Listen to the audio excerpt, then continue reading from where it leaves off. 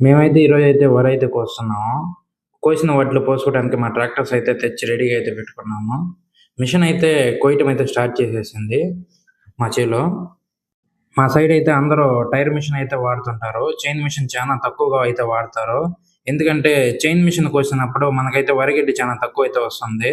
అది కొంచెం హైట్‌గా కోస్తున్న వల్ల. మేమైతే టైర్ మిషన్ అయితే ప్రిఫర్ చేస్తాము. ఎందుకంటే అది చాలా హైట్ తక్కువగా కోసటం వల్ల మాకైతే వరిగడ్డి అయితే ఎక్కువ వస్తుంది. సో, అందువల్ల మా సైడ్ అందరూ టైర్ మిషన్ అయితే ప్రిఫర్ చేస్తారు. మా సైడ్ పశువులకైతే వరిగడ్డి అయితే ఎక్కువ వాడుతుంటారు. మా వరి అయితే పడిపోయింది. సో, అందువల్ల మిషన్ అయితే కోయటం అయితే కొంచెం లేట్ అవుతుంది. సో, పడిపోయిన వరిని గింజలు రాలకుండా అయితే చానా నిదానంగా అయితే కోస్తుంటారు. అందువల్ల అయితే కోత అయితే చానా నిదానంగా అయితే సాగుతుంది.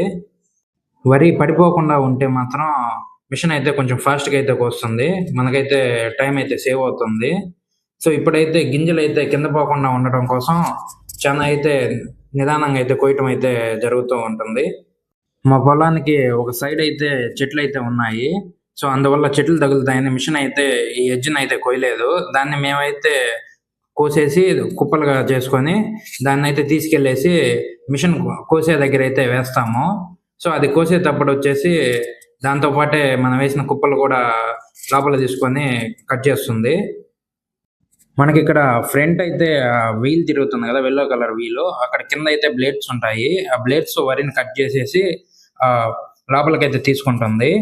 మనకి పైన ఈ ట్యాంక్‌లో వచ్చేసి కట్ చేసిన వడ్లు మొత్తం ఈ ట్యాంక్‌లో అయితే మనకి పడతాయి. సో, ఈ ట్యాంక్‌లోంచి మనం అన్‌లోడ్ చేయాలంటే ఈ పైప్‌లో గుండా వచ్చేసి ట్రక్‌లో అయితే వేస్తాము. వెనకాల బ్యాక్ సైడ్ అయితే వరిగడ్డి అయితే సెపరేట్‌గా అయితే వచ్చేస్తుంది.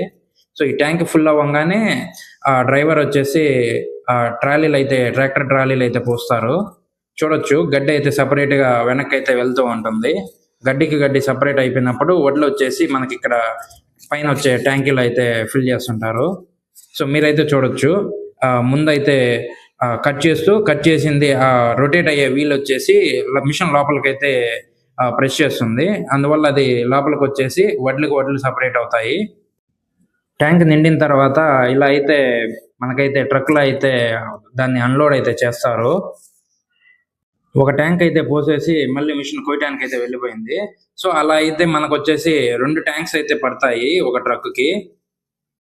ఆ 2 ట్యాంక్స్ ఫిల్ చేసుకున్న తర్వాత మేమైతే తీసుకెళ్ళేసి పట్లబరిచేసి ఒక ప్లేస్‌లో అయితే ఇలా పోసుకుంటాము. ఇలా పోసిన తర్వాత మాకైతే లారీ ఇక్కడికే వచ్చేసి కాటా యేసేసి వాళ్ళైతే లోడ్ చేసుకొని వెళ్ళిపోతారు ఇక్కడి నుంచే. మా నుంచి మరిన్ని అగ్రికల్చర్ రిలేటెడ్ వీడియోస్ కోసం మా ఛానల్‌ని సబ్స్క్రైబ్ చేసి సపోర్ట్ చేయండి.